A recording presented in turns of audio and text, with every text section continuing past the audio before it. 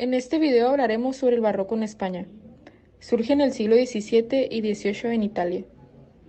España estaba pasando por una gran crisis económica, política, social y religiosa.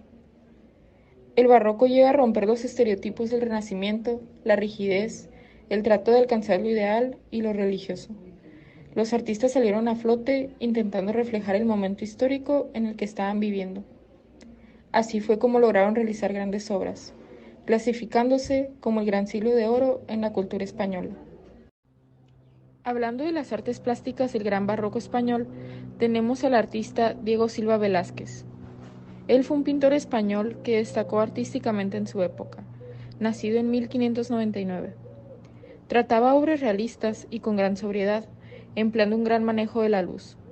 Con esto, haciendo umbrar la atmósfera y envolviéndola con el espacio.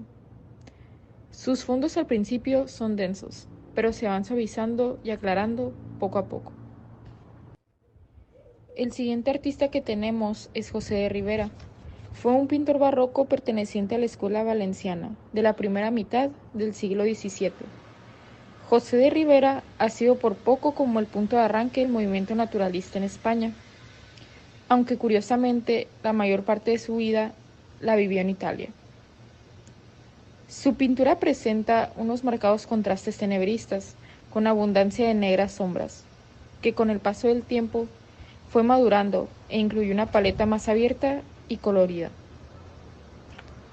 Sus obras poseían unas cualidades tan cercanas al realismo que se hacen casi táctiles en telas y pieles, una fuerza sorprendente y un venerismo que no omite ningún aspecto de la realidad, aunque éste puede llegar a ser cruel e incluso llegar a ser desagradable para el espectador. Hablando de Esteban Murillo, él fue en su momento el pintor más valorado, admirado y cotizado de su época. Se llegaba a dedicar al arte por encargo privado. Al crear obra propia, llegó a sentir y experimentar más libertad creativa y ganaba más dinero, lo que lo convirtió en un artista rico en todos los aspectos de su vida. Al principio Murillo adoptó el típico naturalismo de la época. Usaba contrastes luminosos y naturaleza muerta, realizadas con un dibujo exacto. Tonos apagados, su obra se caracterizaba por mostrar el encanto infantil bajo un matiz del barroco decorativo. No llegaba a usar mucho claroscuro, al igual que usaba una pincelada ligera. Su época de plenitud empieza hacia el año 1660, cuando sus lienzos tienen ya su típica soltura del pincel, así como más riqueza cromática y luminicidad. Por último hablaremos de Francisco de Zurbarán. Nacido el 7 de noviembre de 1598, destacó en la pintura religiosa. Sus obras muestran gran observación y reproducción del natural. Resalta mucho la figura, al igual que su paleta de colores es muy íntima y personal, al igual que armonizada. Usaba colores tales como los rosas, los malvas, verdes y unos blancos espléndidos. Él siempre trata de resaltar la humanidad de los personajes santos, utilizando escenas cotidianas con la esencia de la realidad y espiritualizando al mismo tiempo, envolviendo así la obra en un ambiente de silencio mágico. Por otra parte, se le ve carencia en el dominio de perspectiva y movimiento, así como dificultad para ordenar figuras en el espacio, dentro de composiciones complejas. Escultura barroca en España. La religión determinó muchas de las características del arte barroco. La Iglesia Católica se convirtió en uno de los mecenes más influyentes y la Contrarreforma, que quería combatir la difusión del protestantismo, contribuyó a la formación de un arte emocional, dramático y naturalista, con un claro sentido de propaganda de la fe. Predominaron las imágenes religiosas talladas en madera que posteriormente se policroman. Entre los trabajos más destacados están los retablos para altares de iglesias donde aparecen figuras exentas y en bajo relieve. Se buscaba la representación de los sentimientos interiores y las pasiones reflejadas en los rostros de los personajes.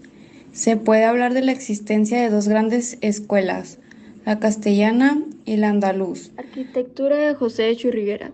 Nació en Madrid en 1665, hijo de José Simón de Churriguera, un reconocido retablista y escultor originario de Barcelona.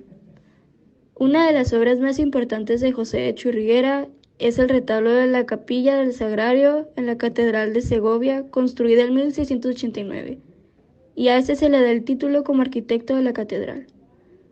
Su estilo poseía un marcado movimiento y una abigarrada ornamentación, sobre todo en los retablos.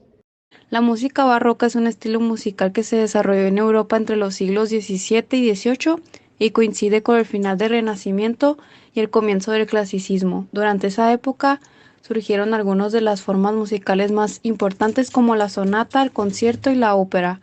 Jacobo Pierre resaltó sus primeras composiciones en los primeros años de la década de 1580 y ya en 1588 estaba en el servicio de la corte del duque Fernando de Medicis.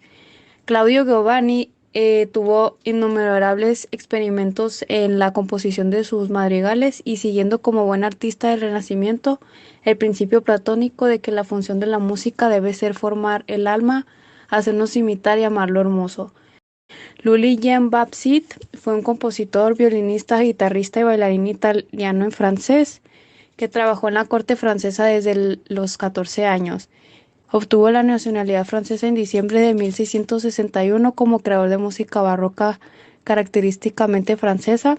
Se le considera uno de los compositores más influyentes de la historia de la música francesa.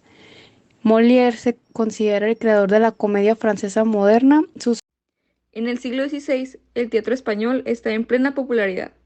Las producciones teatrales experimentaron un gran cambio, haciéndose más cercanas al público.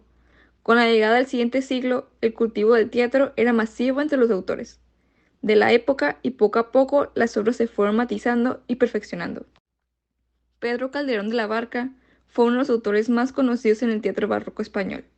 Nacido en Madrid, comenzando a escribir y publicando varias de sus comedias y teatros que se hicieron famosos. El alcalde de Zalamea fue representada en el año 1636. Es una de las obras más conocidas del Siglo de Oro debido a su eficaz estructura y su excelente verificación. Danza. La danza del siglo XVII fue variada. Algunas formas de baile tenían la misma popularidad tanto en la calle como en los salones. Una de las figuras más conocidas y celebradas es la chacona, que se supone que llegó a la península ibérica desde los territorios americanos de ultramar. Era bailada por varias parejas de bailarines y fue popular durante todo el siglo XVII hasta ser desplazada por las seguidillas y los fandangos.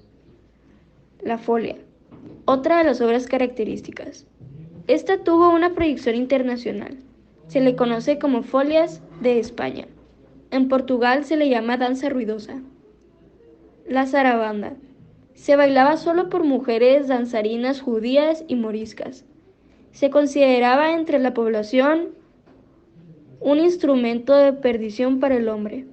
Fue apreciada por el pueblo llano. Llegó a ser prohibida por el Consejo de Castilla por motivos morales. Otra de las formas de baile fue el pasacalle. Al principio fue una marcha para ser interpretada y cantada paseando tocándola con una guitarra y en bandolera. El barroco marcó un cambio significativo en la manera de percibir el movimiento artístico, utilizando la exageración, el dramatismo, la ornamentación excesiva, el realismo y el uso de la luz y las sombras para crear efectos tridimensionales. Los artistas barrocos llegaron a influir en diversos aspectos. Dejaban un espacio al espectador para que se sintiera parte de la composición. De igual forma dieron paso al tenebrismo, naturalismo y la humanización de aspectos espirituales, haciendo un escenario cotidiano.